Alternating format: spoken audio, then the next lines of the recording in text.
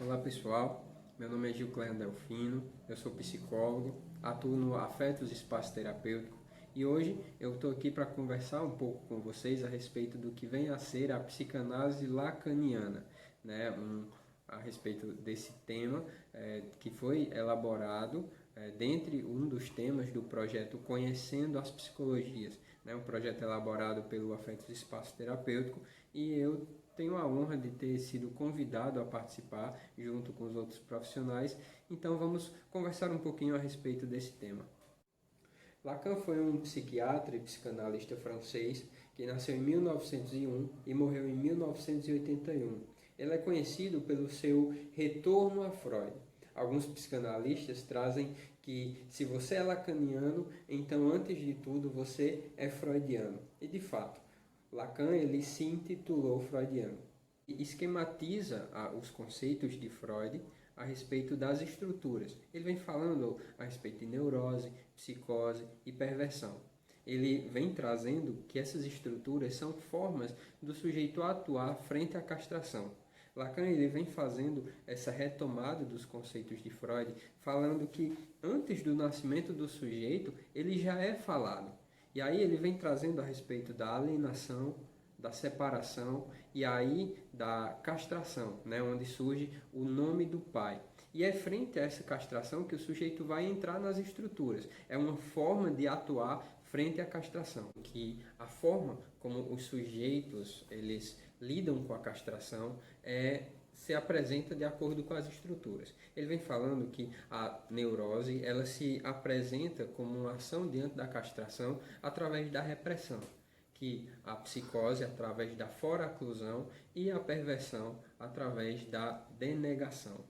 Ao fazer esse retorno a Freud, Lacan ele vai um pouco mais adiante. Ele fala que, além de atuar frente à castração com essas estruturas, que isso também está relacionado a uma posição frente à linguagem. Revolucionou a psicanálise, a forma de transmissão e da formação dos psicanalistas a partir da década de 60. Lacan tem a proposta de reintroduzir a psicanálise no debate com a ciência. Percebeu que Freud trouxe a psicanálise, pensou o inconsciente a partir de uma matriz epistemológica, uma matriz de compreensão do que era o entendimento baseado na biologia. Ele pensava a fundamentação da psicanálise, né? Ele definia a psicanálise como um método, e no campo das ciências biológicas. Lacan, então, tenta reformular o fundamento da psicanálise em termos científicos, como se estivesse, né, na linguística. Reformula esses conceitos como, por exemplo, inconsciente, pulsão, repetição e transferência. Por isso que Lacan, após esse contato com a linguística, ele chega a esse enunciado conhecido como o inconsciente é estruturado como uma linguagem. Ele se ampara na antropologia estrutural de Claude Lévi-Strauss. A partir de Lévi-Strauss, a gente consegue pensar a respeito do parentesco, do mito, das trocas econômicas, trocas sociais, como estruturadas como trocas de linguagem. E aí é que nós vemos essa contribuição da psicanálise lacaniana, porque ele traz essa resposta que é necessária, essa resposta que nós buscamos. Onde está o inconsciente? A contribuição que Lacan traz a respeito do inconsciente, trazendo essa definição de que o mesmo é estruturado como uma linguagem, responde essa questão do que vem a ser onde está o inconsciente. O inconsciente não está em outro lugar, não está em outro campo, não é algo supersensível. Mas Lacan ele apresenta o inconsciente como estando e sendo estruturado na linguagem. Logo, o inconsciente está na linguagem. Surge então a complexidade de estudar a linguagem, pois ela envolve inúmeras coisas, né? Envolve enunciação, enunciados, discursos, formas de falar, tantas outras formas de relatividade, porque cada um se expressa e usa da linguagem de uma maneira específica, própria e singular, de forma da língua falada e escrita. De fato, Para todos esses campos, Lacan vai levar então a psicanálise mostrando como, por exemplo, o sintoma não é necessariamente um fato biológico.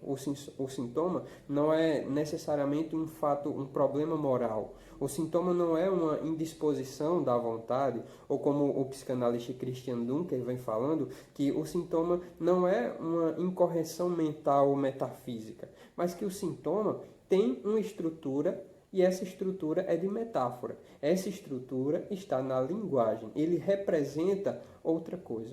Assim como o nosso desejo, que não é uma vontade escondida que estaria em outro universo. O nosso desejo, ele tem uma estrutura de metonímia, que vai assim por contigüidade e vai se transmitindo e se transformando, conforme ele se anuncia, se reenuncia e fracassa em ser anunciado.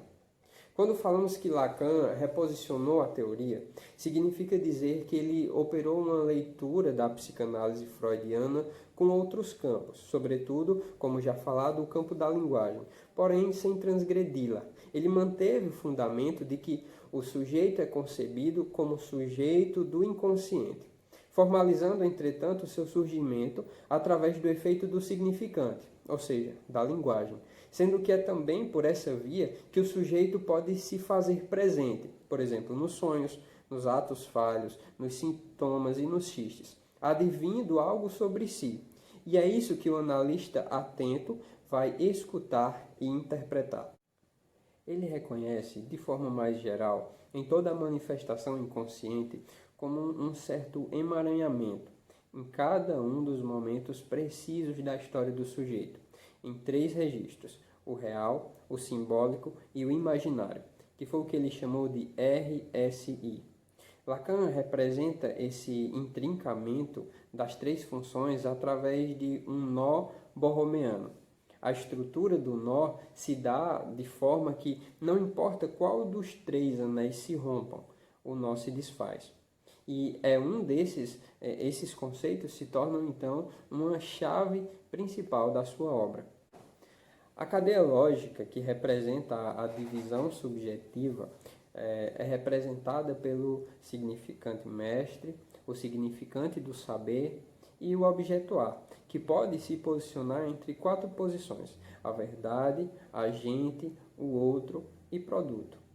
E assim determinar a modalidade do discurso que se caracteriza o sujeito. O sujeito vai se caracterizar a partir desses discursos, que pode ser o discurso do mestre, o discurso da histérica, o discurso do analista e o discurso universitário. A fundamentação da psicanálise em termos de linguagem, mais adiante em termos da lógica, que também é um tipo de linguagem, nos leva a outra consideração. Isso nos permite entender por que funciona e por que é possível transformar os sintomas falando, através da significação, através dos significantes, daquilo que nós representamos o nosso sintoma. A gente fala de uma forma mais livre, de uma forma sem impedimentos, e a partir daí que o analista escuta e pontua de alguma forma e faz com que a gente se escute, que nós possamos escutar o nosso próprio discurso. Essa reformulação do sintoma indica uma transformação. Se através da fala as nossas relações são transformadas, isso transforma inclusive a nossa relação com o próprio sintoma, porque o sintoma tem em alguma medida a sua estrutura também com base na linguagem, e porque são afetáveis pela linguagem e eles são compostos pela linguagem.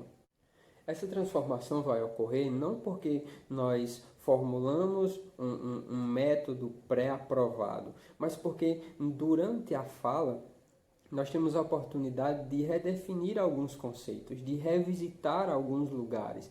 Nós temos a oportunidade de simbolizar, de redescrever elementos que são componentes da manifestação do nosso sofrimento psíquico.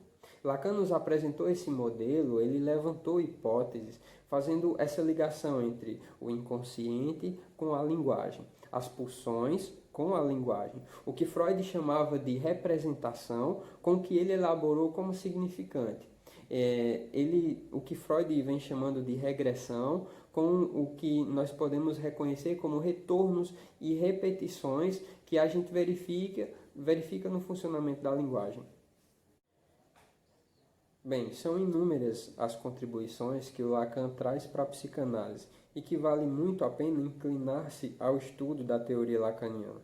Eu quero agradecer ao Afeto Espaço Terapêutico pelo convite e pela oportunidade de conversar um pouco, mesmo que brevemente, mas a respeito desses pontos principais da teoria lacaniana. E em breve nos veremos novamente. Obrigado.